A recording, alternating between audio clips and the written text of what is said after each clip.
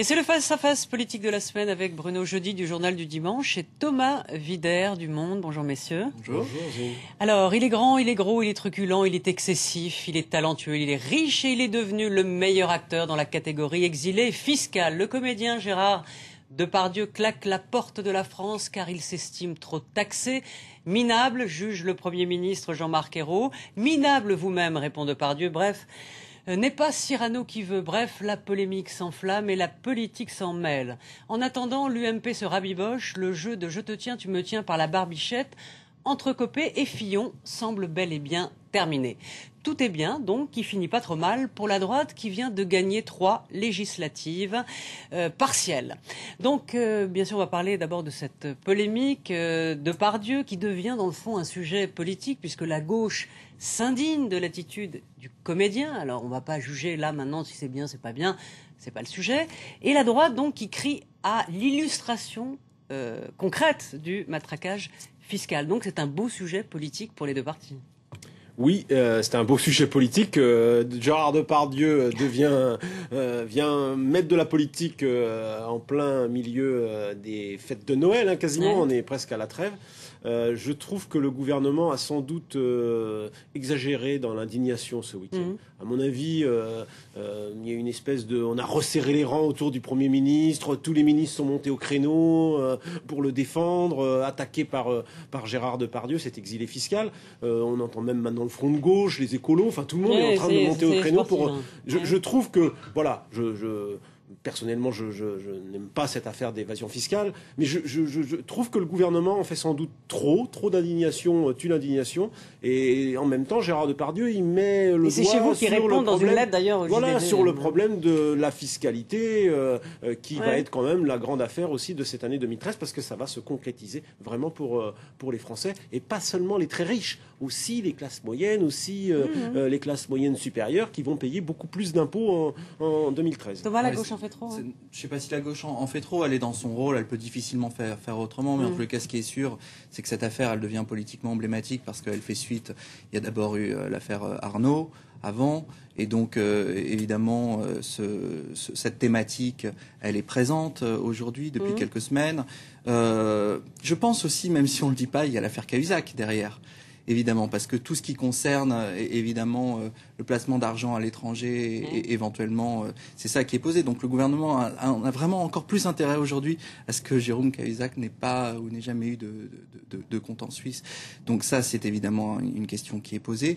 Et puis, au-delà de ça, je pense qu'il y a évidemment un grand malaise, une grande inquiétude qui est posée et auquel finalement on n'a pas vraiment de réponse aujourd'hui, qui est la question de la fiscalité et de l'harmonisation. Et de l'harmonisation fiscale européenne derrière qui est posée, parce que c'est ça le sujet fondamental. C'est vrai que le sujet, c'est Gérard Depardieu qui va s'installer à 300 mètres de la frontière et qui va payer beaucoup moins d'impôts. Dans sa lettre, il dit d'ailleurs qu'il en paye beaucoup. Hein. Il parle de 145 millions en 45 ans. Ouais. Et il parle aussi de 85%, ce qui est d'ailleurs étonnant, parce que je ne vois pas comment il paye 85%. Mais au-delà de ça, Gérard Depardieu, c'est aussi le symbole de la France, une espèce c'est comme la Tour Eiffel, quoi. Voilà, c'est le monument du cinéma français. Et puis Gérard Depardieu, il est excessif. Alors sa lettre, on est d'accord, on n'est pas d'accord, mais en même temps, c'est un peu un cri, quoi. C'est un cri, c'est voilà.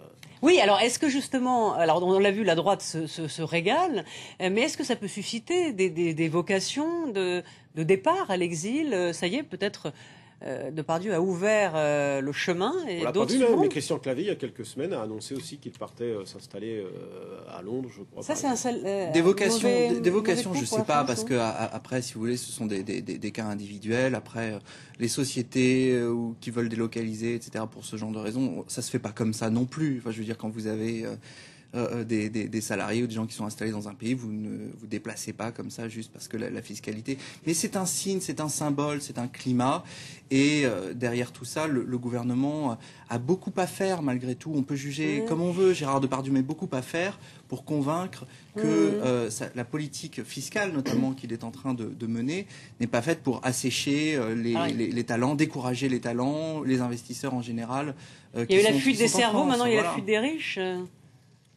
Oui, en tous les cas, je trouve que sur cette affaire, on voit d'ailleurs ce gouvernement-là, comme les précédents, ne fournit pas de chiffres sur les questions d'évasion fiscale. Il y a une lettre qui a été écrite au ministre de l'économie par Gilles Carrez, le président de la commission des finances. Il n'y a pas de réponse de fournie. On voit de toute façon, il y a toujours eu un embarras de tous les gouvernements, et ce gouvernement-là ne fait pas exception en matière de transparence sur ces questions-là. On ne sait pas, on n'a pas de chiffres. On nous dit que c'est important. C'est très difficile à mesurer. Je pense que Thomas au Monde ont enquêté comme nous, et c'est difficile de savoir où est la réalité. Ce qui est certain, c'est que de toute façon, il y a une pression fiscale qui sera plus importante en 2013, et forcément, sans favoriser favoriser les vocations, il y a les très riches évidemment sont tentés de partir ou sont déjà partis, mais là je pense que ça touche sans doute un peu plus. Vous savez, le type qui crée son entreprise, tout ça, peut-être qu'à un moment, si c'est possible, s'il est sur un secteur où c'est plus simple éventuellement d'avoir son entreprise en Belgique ou ailleurs, il le fait. Alors, pendant ce temps-là, la droite qui ne s'étripe plus, est-ce qu'on va voir là donc le clap de fin de ce sinistre feuilleton des feux de l'amour, du désamour et de la haine entre Copé-Fillon? Vous dites que la droite ne s'étripe plus. Je pense que vous avancez beaucoup. Elle s'est tellement étripée, épuisée à s'étriper ces dernières semaines que peut-être que ça se voit moins.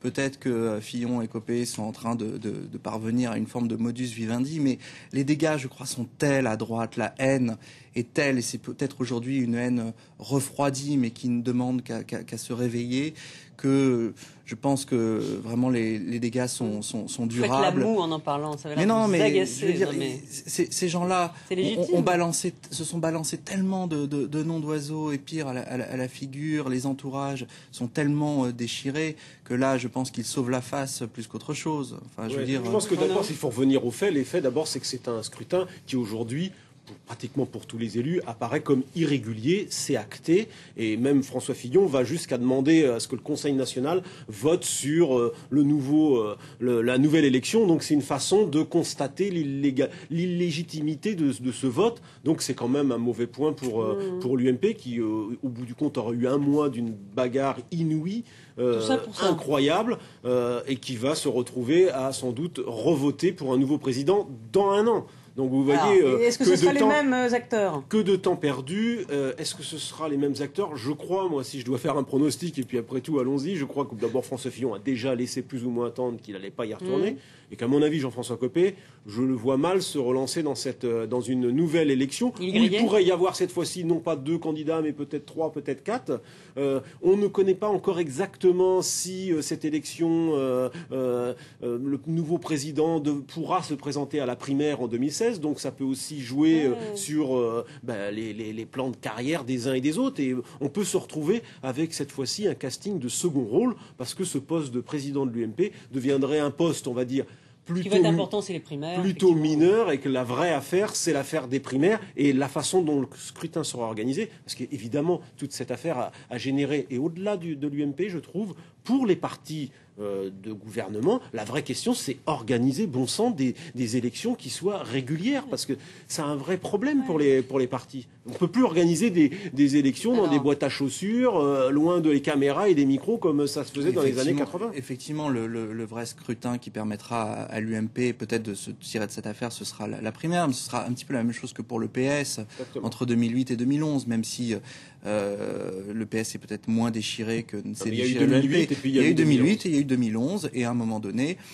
celui qui a tiré toute la légitimité, l'élan nécessaire pour le conduire à la campagne présidentielle, c'est François Hollande. C'est celui qui a été désigné par les militants et les sympathisants, parce que justement la démocratie militante était suspecte, elle avait été viciée, et donc je pense ils en ont tiré les conséquences d'ailleurs, parce qu'ils ont interdit les votes par procuration. Bien sûr, bien sûr.